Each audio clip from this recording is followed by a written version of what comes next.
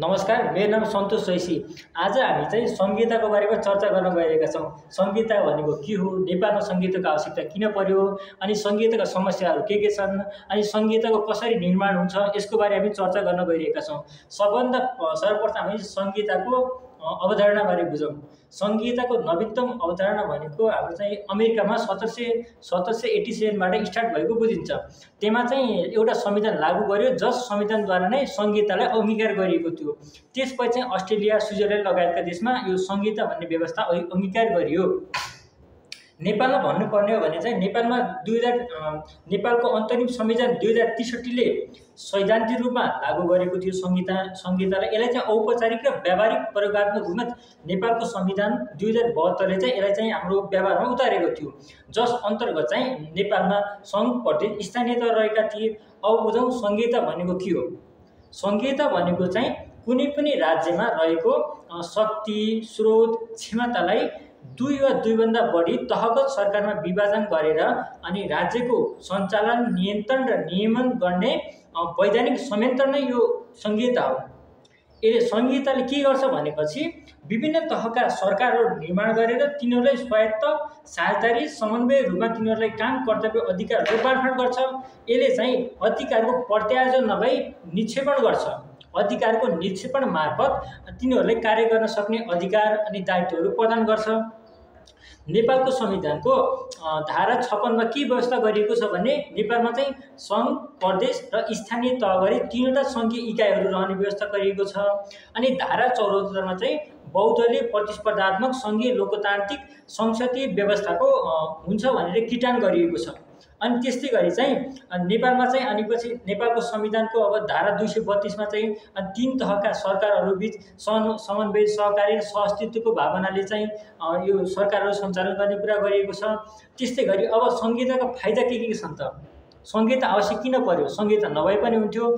संहिता चाहिँ नेपालमा आवश्यक किन पर्यो भनेपछि चाहिँ तीन तहका सरकारहरूबीच समन्वय, सहकारी र सहअस्तित्वको भावनाले विकास गर्नका लागि संहिताको आवश्यक पर्यो। त्यस्तै गरी चाहिँ संहिताले चाहिँ अब विभिन्न नेपालको अब अविकसित राष्ट्र भएकाले स्थानीय तहलाई सर्भिस डेलिभरीका रूपमा, प्रदेशलाई समन्वय तथा विकास निर्माणको कार्यको एउटा संयन्त्रको रूपमा, अनि चाहिँ सङ्घीय सरकारले कानुन निर्माण गर्ने तथा त्यसको अनुगमन गर्ने संयन्त्रको रूपमा विकास गर्यो। त्यसै गरी चाहिँ विकासमा सिनर्जी इफेक्ट क्रिएट गर्नका लागि, जस्तो कि अब स्थानीय तहले एउटा कार्य गर्छ, प्रदेशले अर्को कार्य गर्छ, सङ्घले अर्को कार्य गर्छ, सबैले कार्य गरेर एकता नै बल, डाइभर्सिटी इन युनिटीको भावनाले पनि यो संहिताले अंगीकार गरेको छ। अनि त्यस्तै गरी चाहिँ नेपालमा चाहिँ विभिन्न किसिमका आन्दोलनहरू भए। अनि पछि यो अनि सङ्क्रमणकालीन समयको अन्त्य गर्नका लागि र नेपालमा रहेका विविधतालाई व्यवस्थापन गर्न, डाइभर्सिटीलाई म्यानेजमेन्ट गर्नका लागि यो संहिताको आवश्यक परेको हो।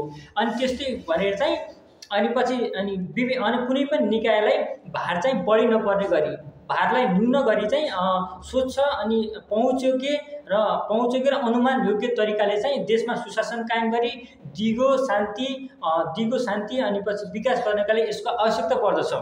त्यस्तै गरी चाहिँ नेपालमा संहिता कस्तो प्रकारको संहिताको मोडेल आत्मसात गरिएको छ भनेपछि चाहिँ संहिता चाहिँ दुई तरिकाले निर्माण गरिन्छ।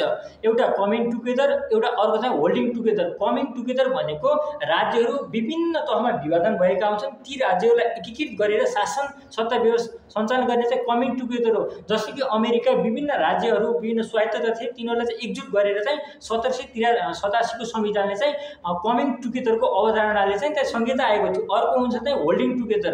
होल्डिङ टुगेदरलाई पनि दुई भागमा विभाजन गर्न सकिन्छ। एउटा डाइभर्सिटी म्यानेजमेन्ट, अर्को चाहिँ डिभिजन। डिभिजन भनेको चाहिँ राष्ट्रहरू खण्डन हुने अवस्थामा छन् भने तिनीहरूलाई एक आपसमा जोडेर अनि त्यसै गरी चाहिँ संहितालाई अंगीकार गर्ने। अर्को चाहिँ डाइभर्सिटी म्यानेजमेन्ट।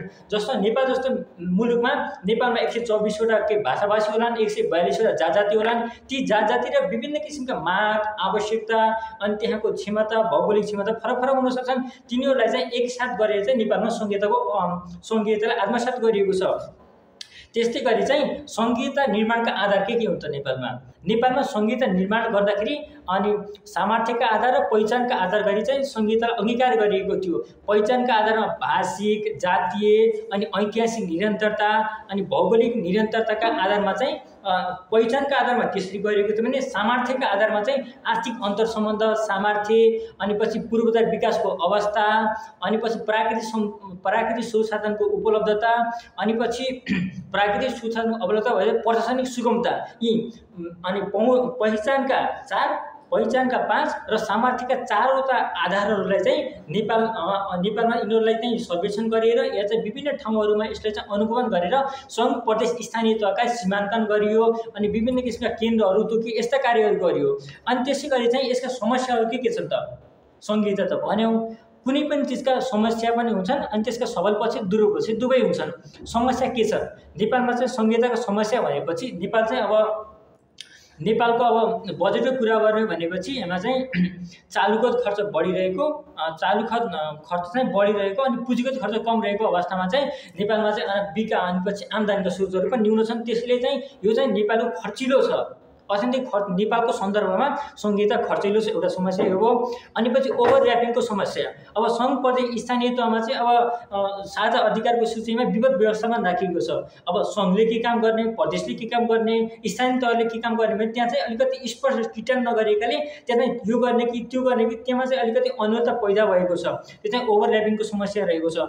अर्को चाहिँ मानिसले अपनत्वकरण गर्न सकेका छैनन्। संहिता आयो, देशमा शासन सत्ता व्यवस्था परिवर्तन भयो, तर जनताको अवस्था परिवर्तन नभएका बावजुद चाहिँ यसलाई मानिसले चाहिँ अपनत्व ग्रहण नगरिरहेको अवस्था छ।